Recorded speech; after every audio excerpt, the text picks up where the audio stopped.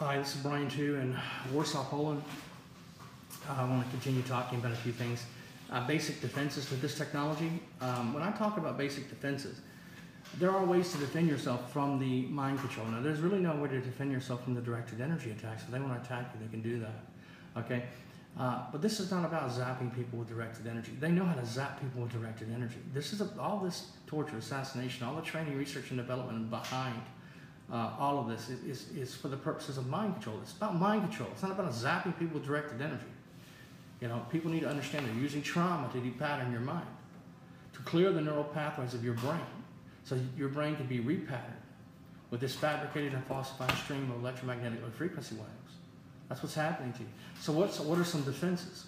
Well, for example, you can multitask. Multitasking is, thinking and doing multiple things at one time.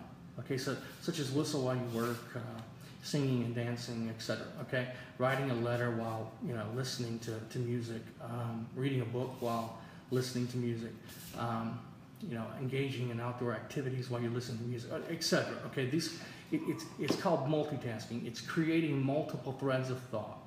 Okay, so when you create multiple threads of thought, there's no coherent pattern for them to download and integrate back into RNN data. They can't make sense of what they see on the screen. Remember, this is a supercomputer. Okay, so this is about establishing single coherent patterns of thought, which can be remotely measured and integrated back into RNN data. Well, they can't remotely measure what they can't see on their screen. Okay, so multitasking is very effective. And now there are other ways to defeat the technology, but we'll talk about that in just a second. But you need to understand that multitasking is very effective. You're not actually thinking and doing multiple things at one time.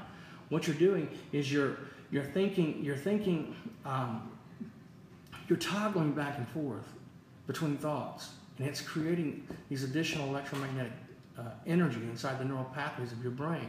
So there are multiple patterns, and they can't make sense of what they see on their screen. It's called multitasking. Another very effective defense to this technology is called spontaneity, being spontaneous.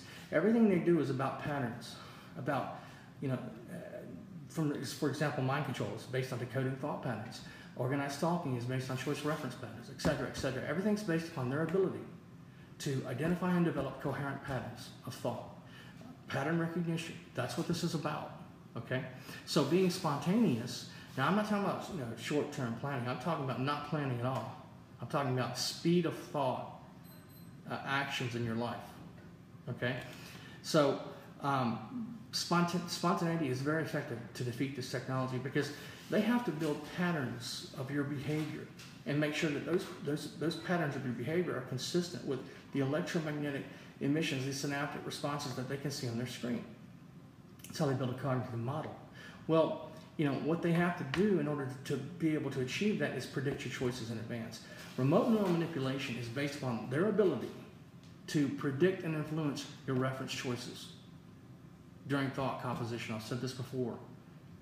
That's it. The system, the supercomputer, whether you know it or not, is constantly predicting your choices. So, you need to understand spontaneity is very effective because when you think of something, as you're formulating your thoughts and preparing to act, that's called thought composition. Thought composition, okay? As you're formulating your thoughts and you're preparing to act, okay, the supercomputer is predicting those choices in advance. Why? So they can verify their technology. So you think about going to the grocery store, the supercomputer automatically reads that pattern of thought. Says, okay, she's going to the grocery store. Okay, or he's going to the grocery store. Okay, so you get in your car and you're headed to the grocery store. Well, guess what? They got their organized stalkers behind you in a car, in a marker vehicle. They got their organized stalkers in front of you in a cheating trigger vehicle. Okay, they've got outlier vehicles and advanced vehicles, a command vehicle behind them. They've got people waiting for you at the grocery store, at the entrance of that grocery store. And guess what? They got somebody on the peanut butter aisle, which is what you thought about, which is the reason why you went to the grocery store to begin with. Why? To verify their technology. It's called verification. Without verification, mind control cannot exist. They have to verify the technology is working properly. If it's not working properly, they have to start all over again. They have to go back and increase or decrease the phase, frequency, and amplitude of the stream of electromagnetic low frequency waves that they're targeting your brain with. So spontaneity disrupts all that because it disrupts the pattern. I mean, if the pattern was you going to the grocery store so they could verify their technology, and on your way to the grocery store, you suddenly pass the bank and say, I'm going to turn into that bank. You didn't think about it beforehand, you just suddenly did it. Speed of thought. You know, you didn't plan to go to the bank, you planned to go to the grocery store, but you were spontaneous. As you passed the bank, you swerved into the bank. Okay? They couldn't predict that. You just defeated their technology. It doesn't matter that they know you're being spontaneous. You know that and they know that. What matters is the pattern is still broken. The pattern they were trying to develop and identify and remotely measure and integrate back into R&M data for the purpose of building a cognitive model of your brain just failed. They got to start all over with a new verification routine. Spontaneity, not just verification, not just multitasking, okay? Spontaneity is very effective. Be spontaneous every day, okay? Not speed, not short-term planning. I'm talking about not planning at all. Speed of thought, actions in your life. It's called spontaneity. It breaks the patterns they're trying to build each day to develop coherent patterns which they can use to build a cognitive model of your brain the supercomputer can use, okay? Another thing that's very effective is called redirection. Quenching. Let's talk about quenching. Quenching is basically being able to read active memory. I've talked about this before in my other videos, but I've never actually called it what it is. It's called quenching. Okay? And quenching is the ability of the targeted individual and mind control victim to test and validate memory in order to determine whether these powerful emotions and thoughts which he's having over and over again are real or artificial. In other words, you know, where do these powerful emotions and thoughts come from?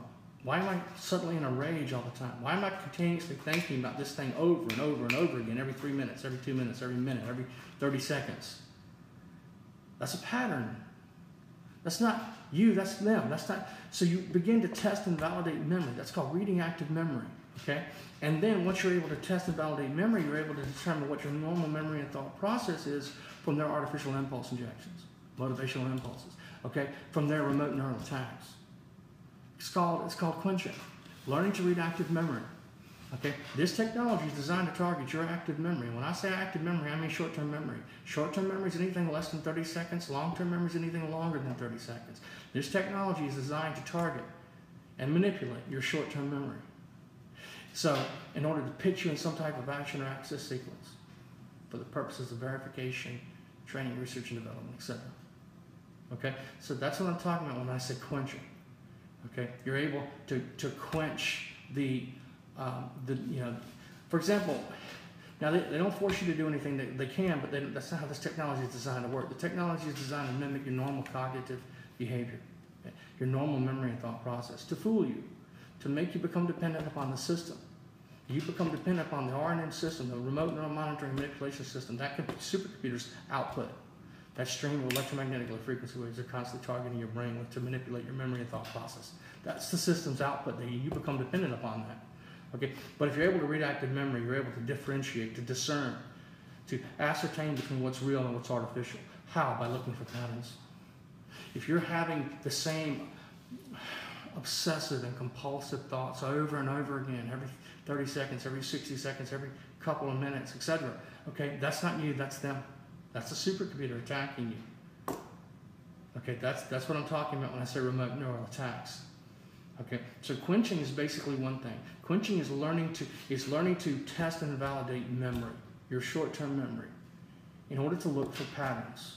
Because you can identify their remote neural attacks, their attacks on your remember. This is fabricated and falsified stream of energy. So fabricated, this is all anything. Whenever you think of something, it becomes a memory. Okay, the moment you think of it, it becomes a memory. Okay, now their short-term memory, long-term memory, and anything less than 30 seconds is your short-term memory. That's what they're targeting in order to manipulate your behavior, your composition habits, to obtain direct behavioral control over you. So quenching, very effective. Just learn to test and validate memory. Look for patterns. If you keep thinking about something over and over, like going to the refrigerator and getting a Coke every 30 seconds, every 60 seconds, you know, that's not you, that's them. That's a supercomputer. They don't care anything about Coca-Cola, okay? They care about their technology. And they use the organized thought in order to verify that technology. Engaging in street theater, engaging in situational and conversational scenarios that are based on events or topics that will capture your attention. So it's called quenching, learning to read active memory. Very effective defense to this technology. Another defense to this technology is called redirection. And redirection is basically establishing a working reference Okay, and then reverting back to that working reference with each remote neural attack. When I say, what I mean is, your working reference, this is trauma-based mind control. So this is not about the betterment of your life. This is about traumatizing you to such an extent that you can no longer function and survive. And you begin to psychologically shut down, okay? To so traumatize you that you can no longer function, okay? And you begin to shut down, okay? Well, a working reference is simply anything in life that makes you extremely happy. So a person or a thing or an object that makes you extremely happy. For me, it's Jesus. I'm a Christian. I love Jesus more than anything. He's what makes me the most happy, of all. There are other things, but nothing makes me more happy than thinking about Jesus. He is my working reference. So every time I'm attacked with these artificial memories, okay, trying to pitch me in some type of action or access sequence to do something or say something for the purposes of verification, etc., whenever those attacks come, I just redirect back to my working reference. Jesus, Jesus, Jesus, Jesus. Well, if you're an atheist, that may not work for you. It may be some other, positive recognition in your life, such as, for example, a first love or the birth of a first child, etc. It's called establishing a working reference. It's called redirection. And you're simply redirecting away from their remote neural attacks and impulse injections back to your original thoughts. Very effective. Now, if you can begin to do that, if you can begin to learn multitasking, spontaneity, quenching, and redirection, if you can begin to learn to read active memory, okay, and you can begin to defeat their technology, okay. Now it's still gonna, you're still gonna have the ringing in your ears and the pulsating pain in your head, constantly radiating your brain, okay. Have it every day, 24 hours a day, okay, and it will still hinder performance considerably, especially if you have a job. And a lot of targeted individuals are unemployed because they can't have a job with this technology.